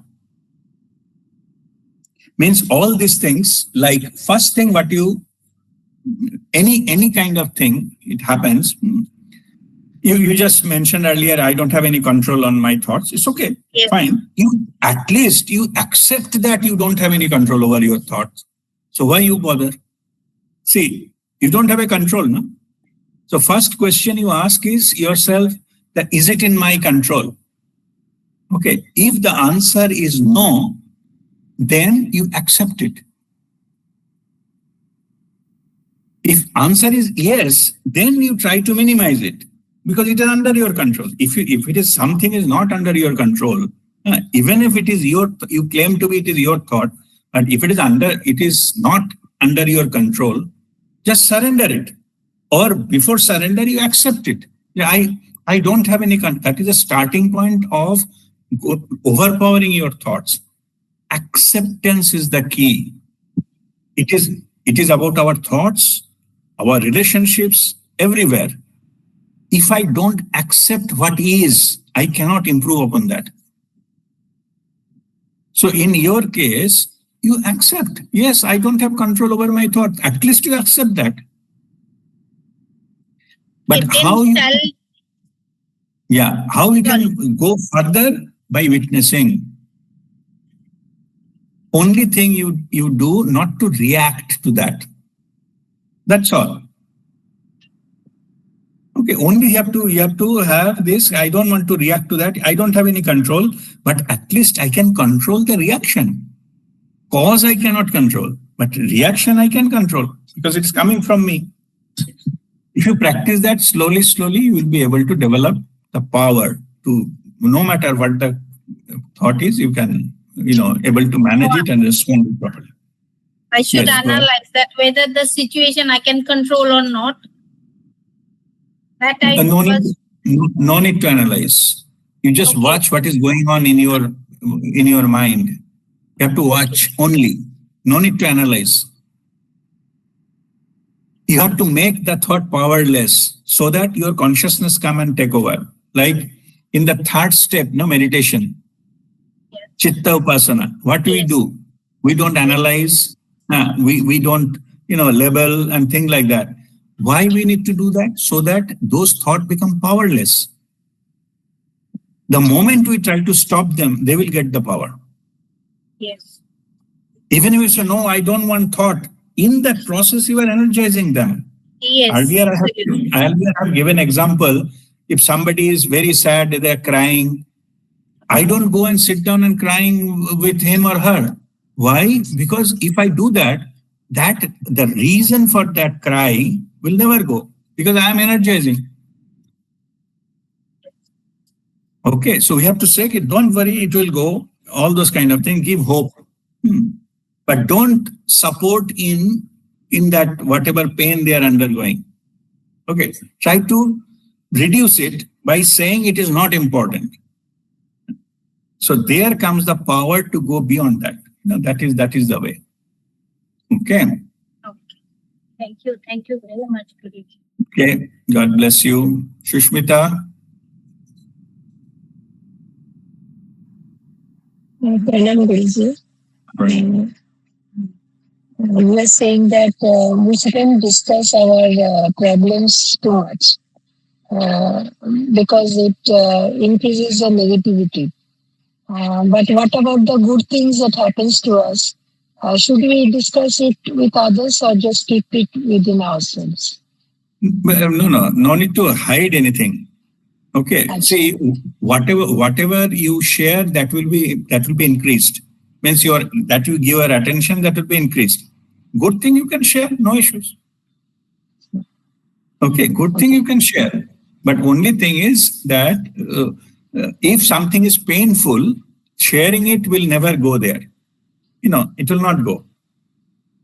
In fact, if you can appreciate, that is attitude of gratitude. If you can appreciate something what you already have, it will enhance. It will be more. But normally people do just opposite.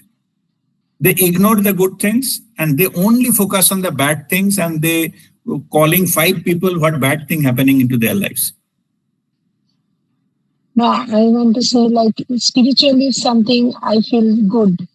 Yeah. Should I inform you that, but others should I discuss with that? Okay, no, spiritual, there is something else is there. Let me explain you what I mean. Spiritual experiences are all beyond mind. Okay.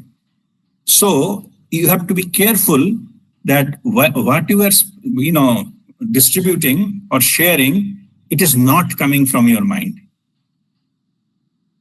And that is why it is always preferable you share that with your own guru first. Guru can tell you it is coming from your mind or it is your ego or it is. Otherwise, what will happen is that maybe you'll have some experiences, but sometimes it will come from initially, mostly it comes from your ego mind. It gives some visuals. Ganpati came and blessed me on Ganesh Chaturthi, and you tell 5 people that it is your imagination. Actually, that didn't happen. See, what happens is in that case, after 3 or 4 such instances, you become so much happy to share this kind of things. Next time, Lord Shiva will come, then Brahma, Vishnu, Mahesh will come, and you will cook those stories and it will harm you spiritually. In the name of sharing, you will be basically like imagining something and falsifying something without knowing. honestly, you don't intend to falsify, but you will see something and start sharing. That's why we say don't share, because you are not sure whether it is spiritual experience or not. Same sharing, if you share your imagination, then you are sharing your ego. It will be difficult for your ego to go away later on, which will be a stumbling block for your own spiritual growth. That's why. Whereas for the spiritual thing, you can share. Okay. But who can confirm that this is spiritual experience or it is not? Your guru can confirm that. Yes. So best way is you share one-to-one with your guru. Guru says, yes, go ahead. And then you share with people. Okay. And sometimes it is such a case that it is spiritual experience, but maybe there is some element there which is not fully true. Guru can give that. What do I mean by fully true or not fully true? It is true to the experiencer, but what happens is not everywhere light reaches. So the part where light has not reached, that is not sin. Those are perceived. So when the spiritual experience comes, some area which is not lit, if you share that, it is called Ardha Satya, half truth. Guru can give, because Guru's light of awareness can lit up the next part and say, look, this part maybe you don't share because it is not fully lit part. Okay, this is the thing. So that advice Guru can give only if you share with the Guru. If you directly give that, maybe there are genuine experience. I'm not saying you cannot have direct experience, but there is a possibility it is your imagination, which is a mind game. By sharing that, you will glorify that and you will be stuck in the mind level. Your progress will be hampered. Yes. Okay, so it is clear. The background is clear. Yeah. Guru is not asking anything. Yeah. It is not that Guru is saying without permission you cannot publish anything. No, just opposite. Guru is compassionate about your own spiritual growth. That's why Guru is saying don't glamorize it. It will hamper you. It doesn't matter. Share something, it's okay. But it is your duty to confirm from the Guru. Later on, after that, what will happen is you will yourself will understand. What is actually the spiritual message and what are not. And then you can share. Guru will say, no need to consult with me anymore. You can share that. That also, one stage will come. It will be like that. Okay. Okay. Thank you. All right. Okay. God bless you. Okay. With this, we'll conclude our session today. So we'll have a Shanti part and then conclude. We have already exceeded the time, but it's okay. All right. So we'll do 3 Om chanting or Shanti part. Oh.